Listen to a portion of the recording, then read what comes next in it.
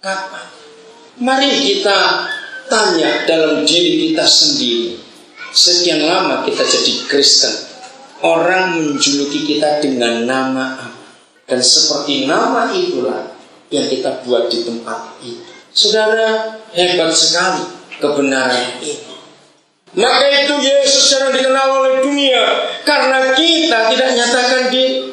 Mengapa saya terkenal dari Yesus? Karena gereja terlalu menonjolkan hadiah kalau Natal. Maka Yesus nggak kelihatan. Maka hari ini kita harus merubah konsep hidup kita. Orang-orang di sekitar kita akan lihat Yesus yang luar biasa. Saudara, itu yang Tuhan ingin. Dunia mengenal Dia lewat kita. Amin. Itu yang Tuhan ingin. Dunia mengenal Dia lewat kita. Ayat yang ke-6. Besar kekuasaannya dan damai sejahtera tidak akan berkesudahan. Kalau ini diuraikan ke habis-habis. Besar kekuasaannya karena lambang pemerintah di atas bumi. Damai sejahtera. Jadi dimanapun ada Yesus, maka di situ ada damai sejahtera yang tidak habis-habis. Katakan amin. Maka di mana ada kita sebagai gereja, sebagai anak Raja Damai, kita pun membuat damai sejahtera tidak habis-habis di tempat itu, di atas takhta Daud dan di dalam kerajaan. Karena Ia mendasarkan dan mengokohkannya dengan keadilan dan kebenaran dari sekarang sampai selama-lamanya. Saudara, ayat ini saya ingin gunakan. Saya selalu memberi contoh tentang kerajaan Thailand. Sampai hari ini, saudara, di Asia ini hanya kerajaan Thailand yang betul-betul rajanya begitu adil, rajanya begitu kokoh dalam hidup membuat sejahtera rakyat. Maka itu saudara ingat tanggal 5 Desember yang lalu, ketika Raja Bhumipol merayakan ulang tahun ke-80, seluruh Thailand, bahkan orang-orang Thailand di negara lain pun begitu respect kepada raja ini.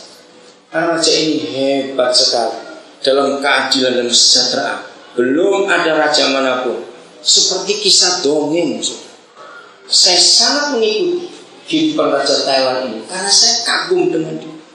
Tahun awal 60-an dia meninggalkan istananya yang paling indah di tengah kota Bangkok. Lalu dia pindah ke pinggir kota Bangkok ke istana lebih kecil yang seharusnya raja nggak layak tinggal di sini. Itu awal 60-an. Mengapa dia bisa memilih tempat itu? Dia melihat sebagai raja, rakyatnya sangat miskin apalagi tahun itu. Tiba-tiba raja punya ide. Thailand itu kecil, penduduknya itu nggak sampai 30 juta. Luas wilayah Thailand itu hanya separuh dari Pulau Jawa.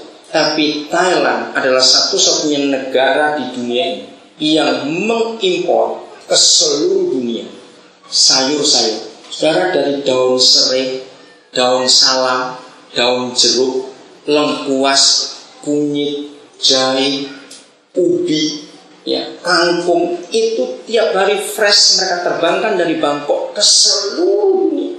Rica, semuanya dari Thailand. Maka itu kalau saudara pernah tanya, mengapa semua yang ada nama Bangkok, jambu Bangkok, belimbing Bangkok, jeruk Bangkok, durian Bangkok, itu pasti hebat-hebat. Kenapa? Dengarkan, karena raja ini berjasa.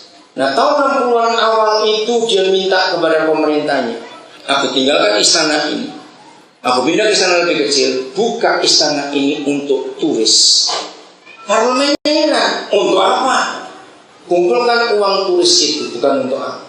Lalu di istana yang kecil itu, luas tanahnya kurang lebih 2 hektar. Dia panggil ahli-ahli dari Eropa, dari Amerika, dari beberapa negara yang khusus ahli pertanian dan ahli perkebunan. Dia bayar orang-orang ahli itu dari uang turis yang masuk ke istananya itu. Dia gaji orang-orang hebat itu untuk menemukan varietas-varietas unggul, entah itu padi, entah itu buah, entah itu sayur, atau apa saja.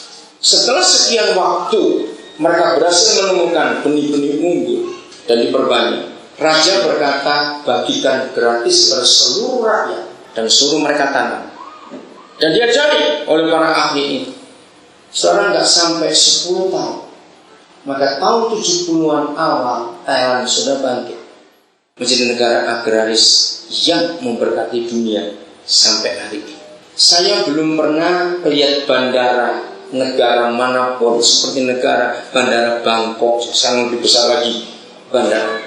Itu kalau orang turun ke bandara Bangkok, walaupun nggak masuk ke negara cuma transit, itu kayak pasar, dijual buah-buahan yang menarik, sudah dikupas, didisplay yang bagus, sawo, manggis, rambutan, belimbing, macam-macam buah. Orang nggak pingin jadi pingin, kan di dasar begitu bagus. Airport ada jual buah seperti itu, hebat nggak? Bunga-bunga anggrek segar di airport tuh, di bandara, dan itu terkenal sampai hari ini karena jasa raja. Maka itu rakyatnya respeknya, hormatnya kepada raja karena besar kekuasaannya, dan damai sejahtera berkesudahan. Secara logika manusia bisa terjadi, apalagi Yesus Tuhan yang hebat itu. Sekarang masalahnya, bagaimana kita buat ini nyata dalam kehidupan kita untuk orang-orang di sekitar. Maka itu jujurlah pada diri sendiri setiap hari. Dengarkan, setiap hari apa yang ada di pikiran kita. Kristen yang Yesusnya masih anak-anak, yang muncul tiap hari cuma kapan dapat duit lebih banyak dari kemarin, hari ini bagaimana cara dapat lebih banyak. Tidak dosa pikiran itu, tapi jadi dosa kalau apa yang kita pikirkan kapan dapat duit lebih banyak, tapi berhenti hanya untuk diri kita dan keluarga kita saja. Ingat, Natal tidak akan berarti kalau kita nggak lihat orang-orang di sekitar kita. Apa yang kita bisa buat untuk orang-orang, dan ini dinantikan oleh dunia sampai hari ini. Ada sesuatu yang kita bisa korbankan dalam hidup ini, dan orang akan lihat kemuliaan Tuhan. Hebat sekali. Maka itu ayo kita buat sesuatu, karena Tuhan ini kita dipermuliakan lewat kita. Maka itu inilah kerinduan Tuhan dalam hidup ini, supaya dunia melihat Yesus. Mari kita mengambil itu sambil bertanya pada diri kita sendiri, apa arti Natal tahun ini buat kita?